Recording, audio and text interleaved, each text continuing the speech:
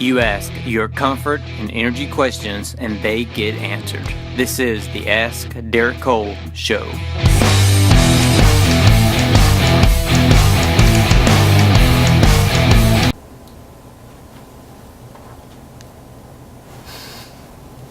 Hey, it's Derek Cole. Welcome to episode 43 of the Ask Derek Cole Show, answering your home and energy questions. And it's the beginning of the week, and we're actually filming an episode, so we are ahead of schedule. Might try to get one in Thursday as well, so we're gonna bang out a few this week instead of just one like last week. I mean, I knew you guys were sad about it. I only had one episode, but I appreciate the sharing. I appreciate the tagging on Facebook. All that is makes me know that you care, and I appreciate it. So let's get into it. How long should my central AC unit typically last?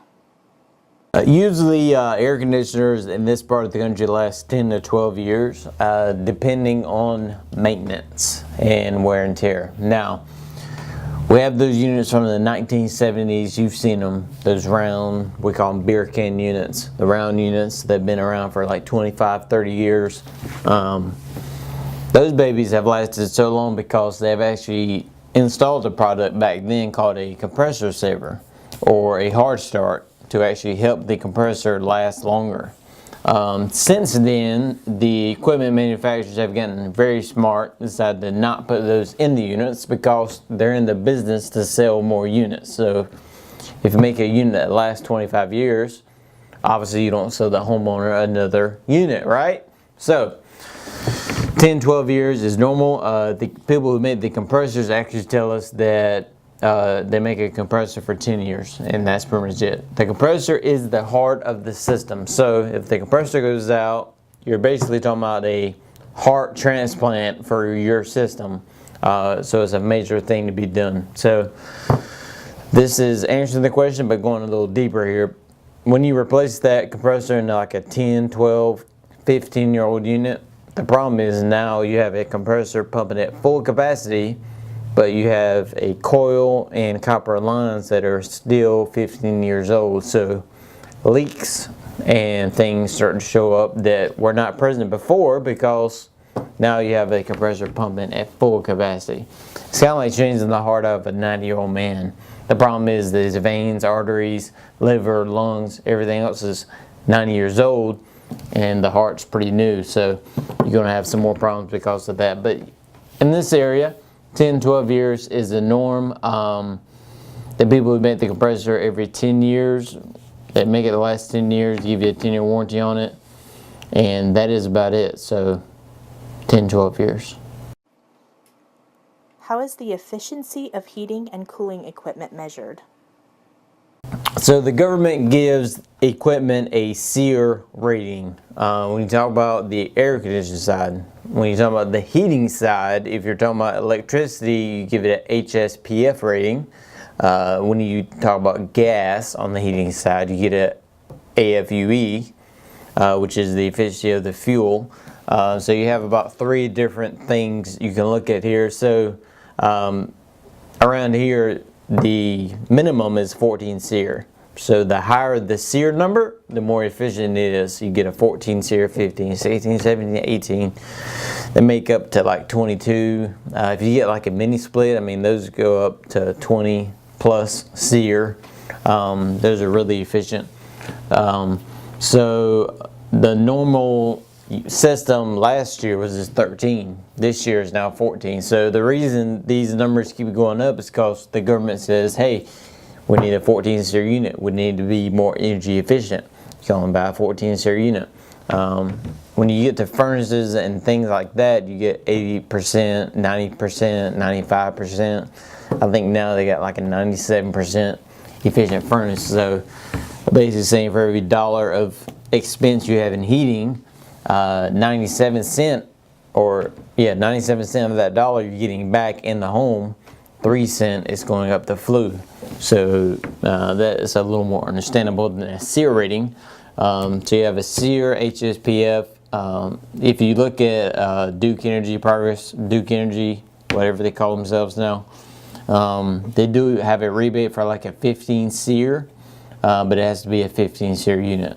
It's just an incentive for them to give you to be more efficient, to save more energy.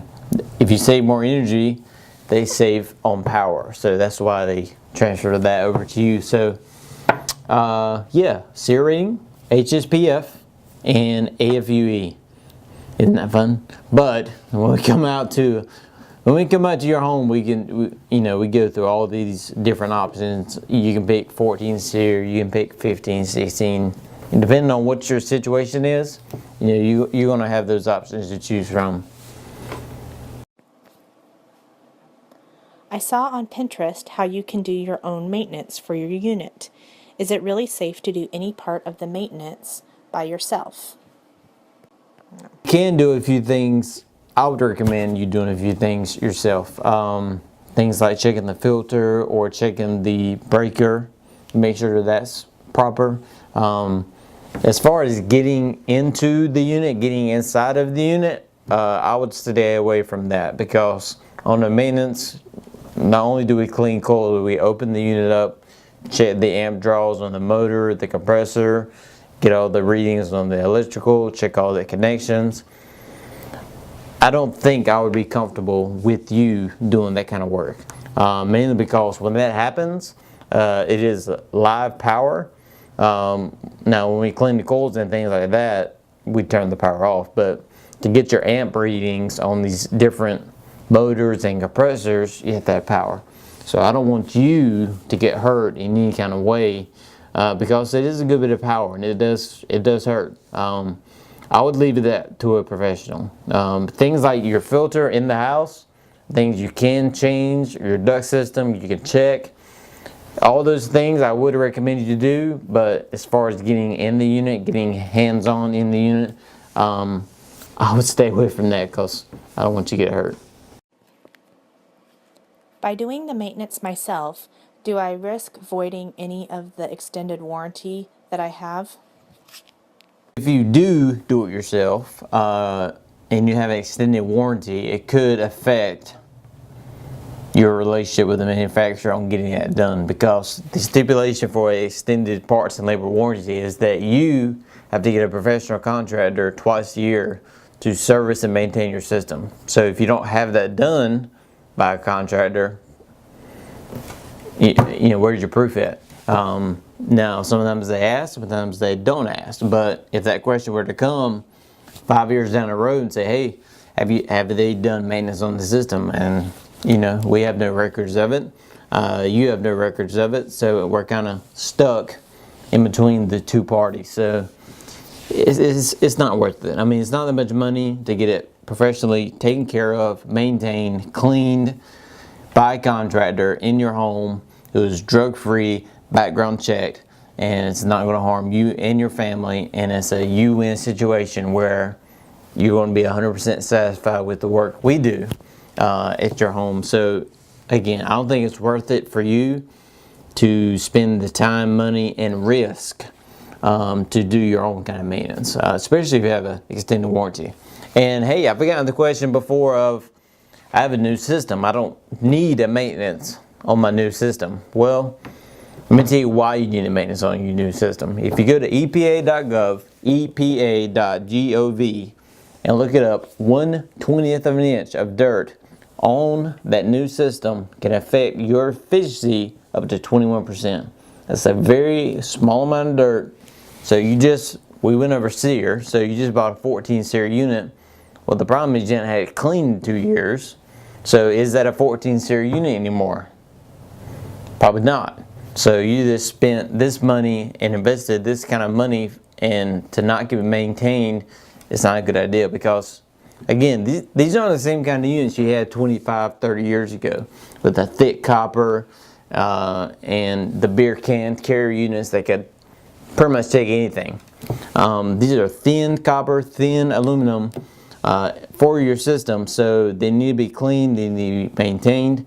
Heating and air is all about heat transfer. So if you got something, dirt, debris in the way, it acts as an insulator against that happening, so the unit therefore has to work harder. So again, it's just not worth it. I mean, keep it maintained, keep it clean. That way you can keep your warranty, no problem. Keep your 14 SEER unit, no problem. Again, I don't think it's worth it just to kind of throw it away and do it yourself. There's a lot of things you can do yourself in your house. As far as getting into your heating and air unit, I would not do that. Leave it to the professionals, leave it to the guys trained in that, so you can be safe and it maintains everything you got. I mean, there's no reason to do it. It just poses more of a risk to you. Alright. Boom. Is that it? Yep, that's it. Alright, episode 43, closing out. Hey, ask Derek Cole your questions. Hashtag Ask Derek Cole, Facebook, Twitter. Send in your questions. I'll be glad to get them on the show, glad to answer them, and thank you for watching.